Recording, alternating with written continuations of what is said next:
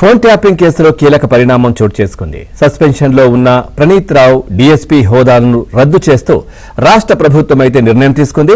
ఇక డీఎస్పీగా పదోన్నతి పొందిన అనంతరం ప్రొబేషన్ కాలంలో విధుల దుర్వినియోగానికి పాల్పడిన నేపథ్యంలో ఈ నిర్ణయం తీసుకున్నట్లు తెలిసింది. ఇక గతంలో ప్రణీత్ రావును కల్పించిన పదోన్నతి రద్దయింది. ఇకపై ఆయన ఇన్స్పెక్టర్ గానే కొనసాగనున్నారు.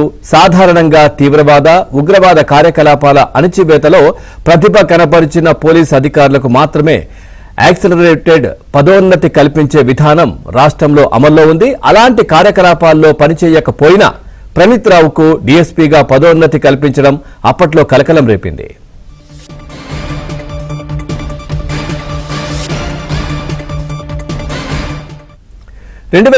ఎస్ఐ బ్యాచ్ లో దాదాపు 300 మంది ఉండగా ఒక్క ప్రణీత్ రావుకు మాత్రమే డీఎస్పీగా పదోన్నతి కల్పించడం వివాదానికి దారితీసింది. కేవలం ఫోన్ అక్రమ ట్యాపింగ్ కు పాల్పడినందుకే ప్రణీత్ రావును అందలం ఎక్కించారనే విమర్శలు అప్పట్లో వెల్లువెత్తాయి. ప్రణీత్ రావు ఎస్ఐ హోదాలో 2016 అక్టోబర్ 24న స్పెషల్ ఇంటెలిజెన్స్ బ్రాంచ్ ఎస్ఐబికి బదిలీ అయ్యారు. 2023 డిసెంబర్ 13 వరకు పనిచేశారు. అక్కడ ఉన్నప్పుడే ఇన్స్పెక్టర్ గా యాక్సిలరేటెడ్ విధానంలో డీఎస్పీగా పదోన్నతి పొందారు.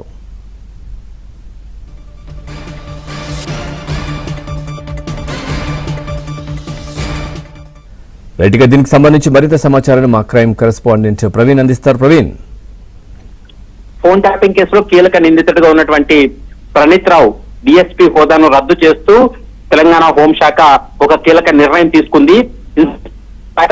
శాఖ జారీ చేసిందని ముఖ్యంగా గతంలో ప్రణీత్ రావుకు కల్పించినటువంటి పదోన్నతిని రద్దు చేస్తున్నట్లు కూడా హోంశాఖ ప్రకటించినటువంటి పరిస్థితి కనపడుతుంది. ఎందుకంటే తీవ్రవాద ఉగ్రవాద కార్యకలాపాల అణచివేతలో ప్రతిభ కనపరిచినటువంటి పోలీసు అధికారులకు మాత్రమే ఈ విధంగా పదోన్నతులు కల్పిస్తూ ప్రభుత్వం ముందుకు వెళ్తుంది. అలా ఎలాంటి కార్యకలాపాలు అణచివేతలు అతని యొక్క 2007 బ్యాచ్ ఎస్ఐగా ఉన్నటువంటి ప్రణీత్ రావును ఒకేసారి డిఎస్పీగా అతనికి పదోన్నతి ఇవ్వడం పైన అప్పటి బీఆర్ఎస్ ప్రభుత్వం పైన భారీ స్థాయిలో విమర్శలు కూడా రావడం జరిగింది. కేవలం ఫోన్ ట్యాపింగ్ చేసినందుకు గానే అతనికి బీఆర్ఎస్ ప్రభుత్వం డీఎస్పీగా పదోన్నతి ఇచ్చినట్లు కూడా ప్రస్తుతం అయితే మాత్రం విచారణలో వెల్లడైనటువంటి పరిస్థితి కనపడుతుంది.